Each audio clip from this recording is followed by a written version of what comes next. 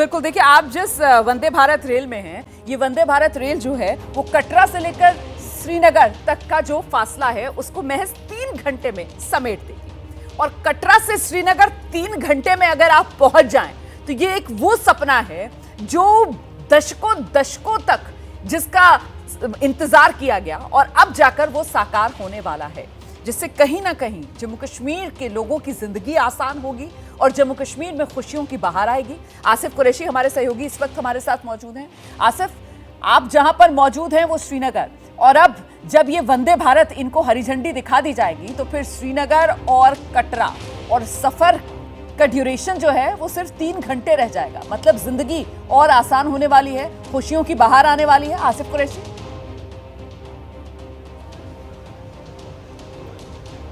श्रीनगर से कटरा तक 3 घंटे का सफर नहीं है, बल्कि जम्मू तक 4.5 या 5 घंटे का सफर हो जाएगा।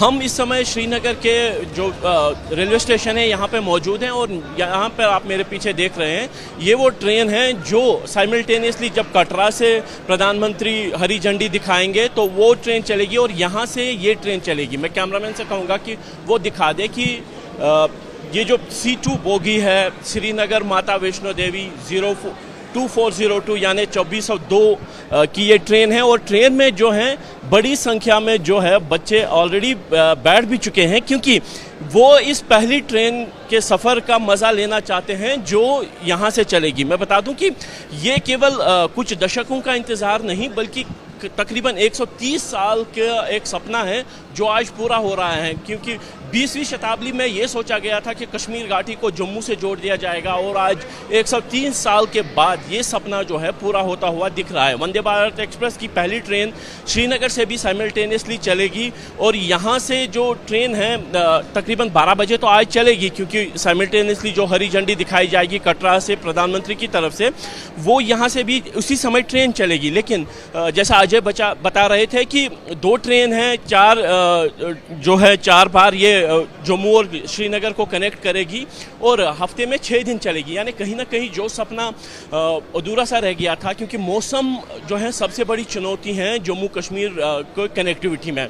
बर्फ़ गिरती है, बारिश गिरती है, भूस्खलन होता है तो जम्मू श्रीनगर राष्ट्रीय राजमार्ग यातायात के लिए बंद होता है। लेकिन ट्रेन सेवा शुरू होने के बाद ये समस्या जो है वो ना के बराबर रहेगी, क्योंकि ये जो सेवाएं हैं ये बिल्कुल कंटिन्यूअसली चलती रहेगी। जो स्पेशल ट्रेन है ये चलेगी, हफ्ते में 6 दिन चलेगी, 2 ट्रेन हैं, और इसमें जो यात्री हैं वो आराम से सफ़र श्रीनगर से शुरू करके जम्मू भी जा सकते हैं। और जो प्रमुख बात है वो ये आ रही है कि सितंबर के महीने तक बताया जा रहा है कि सीधी जो ट्रेन सेवा है वो श्रीनगर और दिल्ली के बीच में शुरू होगी, क्योंकि अभी जो ट्रेन सेवा के बारे में है जो श्रीनगर से कटरा तक जाएगी, कटरा में सिर्फ प्लेटफॉर्म चेंज करके इसी ट्रेन के दूसरी ट्रेन में बैठ के आप दिल्ली तक या जम्मू तक भी जा सकते हैं। लेकिन रेलवे इस पे काम कर रही है कि सितंबर महीने के बाद जो सीधे तौर पर आप अगर दिल्ली में वंदे भारत एक्सप्रेस में बैठते हैं तो सीधे आप श्रीनगर पहुंचकर ही ट्रेन से उतरेंगे। और चूंकि ये ट्रेन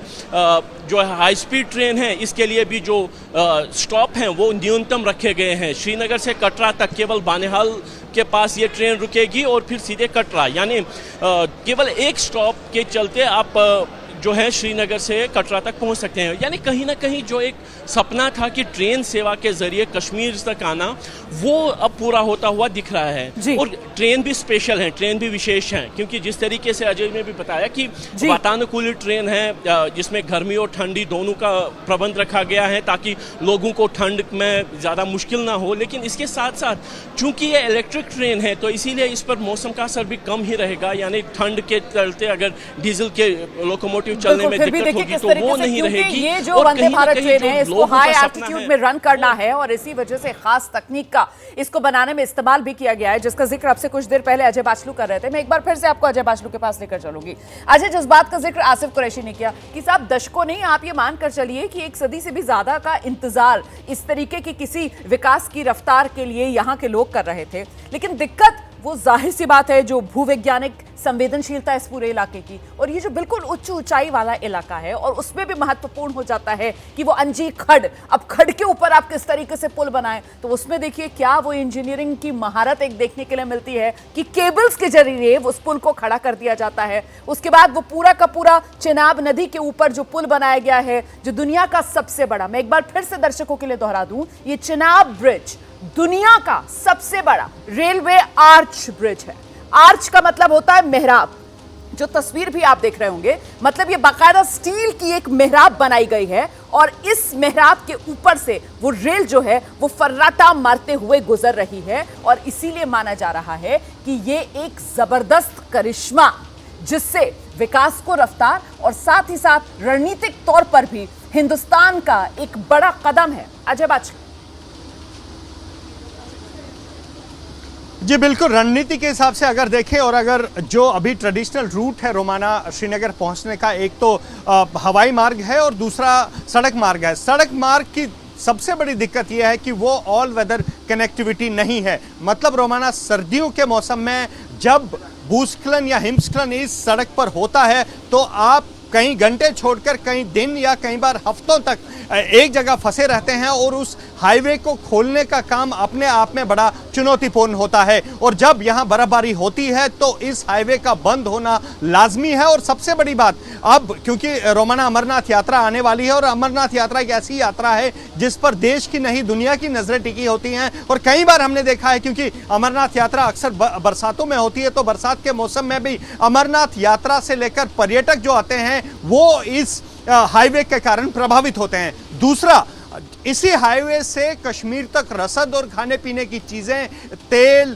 पेट्रोल, डीजल पहुंचाया जाता है, और जब हाईवे बंद होता है तो खाने पीने की चीज़ों की न केवल कश्मीर घाटी में दिक्कत होती है, बल्कि उसके साथ ही जो पेरिशेबल आइटम्स होती हैं, खराब होने वाली चीज़ें होती हैं, वो ट्रक्स में सड़ जाती हैं और माल कश्मीर नहीं पहुंच पाता, समय पर नहीं पहुंच पाता, जिसका खामियाजा सबसे ज़्यादा कश्मीर के किसानों को होता है। चाहे वो कश्मीर में उगने वाले फल हों, सब्जियां हों, वो देश तक नहीं पहुंच पाती, और अगर पहुंचती हैं तो ताज़ी नहीं पहुंचती। लेकिन अब, क्योंकि आपको याद होगा रमाना, कुछ दिन पहले ही कश्मीर से इसी ट्रेन के जरिए एक चेरीज का कंटेनर भेजा गया था, और वो काफ़ी सफलतापूर्ण रहा था, और न केवल फ्रेश चेरीज कश्मीर से देश के दूसरे राज्यों में पहुंची थी, बल्कि समय से पहुंची थी। ये अपने आप में एक बड़ी उपलब्धि है, जिसका जिक्र कल अश्विनी वैष्णव ने एबीपी न्यूज से बातचीत में भी किया है। तो अब सबसे ज़्यादा असर जो है इस ट्रेन के चलने का, सबसे ज़्यादा जो बेनिफिट है वो न केवल कश्मीर के उन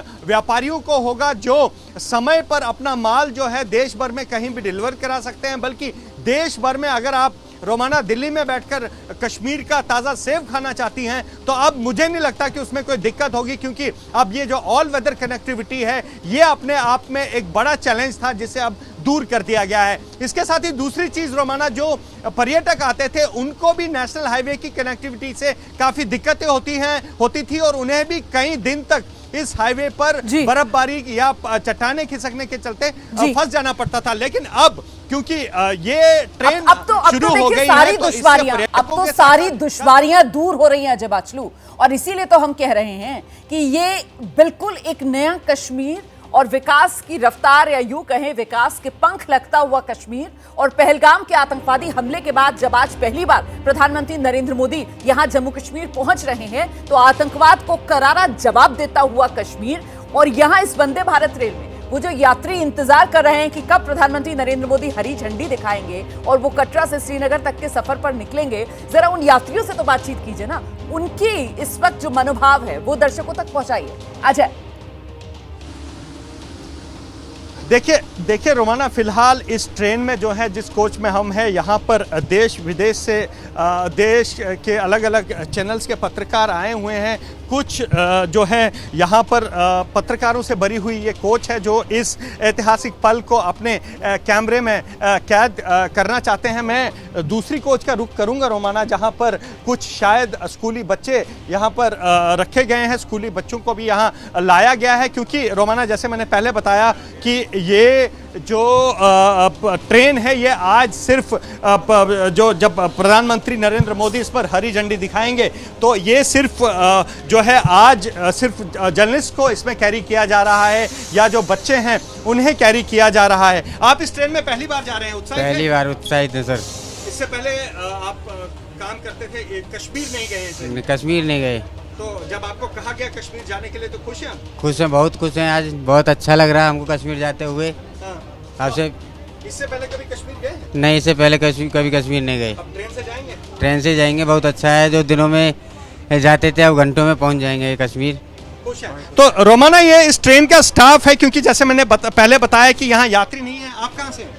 मैं यूपी कानपुर से हैं। तो खुश हैं आप ट्रेन में? बिल्कुल बिल्कुल खुश है। पहले कभी गए हैं कश्मीर? पहले नहीं गए कश्मीर। अब आप ट्रेन में 3 घंटे में कश्मीर पहुंचेंगे तो खुशी है? बहुत बढ़िया है, अच्छी बात है। तो ये रोमाना जो स्टाफ है ट्रेन का वो काफी उत्साहित है, और क्योंकि आप कमर्शियल ऑपरेशंस जो है इस ट्रेन के और वो कल से शुरू होंगे, और कल मैं बता दूं यहाँ पर जो bookings इंतजार कर रहे हैं, और जाहिर सी बात है उन्हें शायद इस बात का भी इंतजार हो कि प्रधानमंत्री नरेंद्र मोदी को भी वो नजदीक से देख पाएंगे। उन स्कूली छात्र वो जिस कोच में बैठे हुए हैं, अगर उस तरफ आप आगे बढ़ पाएं और उनसे जरा बातचीत कर पाएं, क्योंकि भारत का भविष्य यही युवा है, और यही युवा आज इस नए भारत में जब इतिहास बन रहा है, वो वंदे भारत, पहली वंदे भारत हरी झंडी प्रधानमंत्री नरेंद्र मोदी दिखाने जा रहे हैं। और वो जो हम कहते और सुनते आए, कन्याकुमारी से लेकर कश्मीर तक भारत को एक सूत्र में पिरोने वाली भारतीय रेल, जो देश की धड़कन है, देश की लाइफलाइन है, देखिए जरा वही भारतीय रेल आज सपना साकार होने जा रहा है। और वाकई में अनवरत कन्याकुमारी से लेकर श्रीनगर तक नहीं, बल्कि और आगे बारामूला तक अब आप पूरी तरीके से भारतीय रेल के इस नेटवर्क के जरिए देश के किसी भी कोने से कहीं से भी कहीं तक भी पहुंच सकते हैं। प्रधानमंत्री नरेंद्र मोदी आज जिस वंदे भारत को हरी झंडी दिखाने जा रहे हैं, कटरा से कश्मीर के लिए रवाना करेंगे, उसमें स्कूली छात्र, जिसका जिक्र अभी कुछ देर पहले जिक्र कर रहे थे हमारे सहयोगी अजय बाचलू, वो सफर करेंगे। और इन स्कूली बच्चों में से एक है प्रिंस। प्रिंस ने प्रधानमंत्री का स्केच तैयार कर रखा है। ऑपरेशन सिंदूर से वो काफी प्रभावित भी हैं। उनसे जरा खास बातचीत दिखाते हैं आपको। प्रधानमंत्री नरेंद्र मोदी आज कश्मीर घाटी को रेल से जोड़ रहे हैं, और जिस ट्रेन को प्रधानमंत्री फ्लैग ऑफ करेंगे उसमें स्कूली बच्चे भी शामिल होंगे।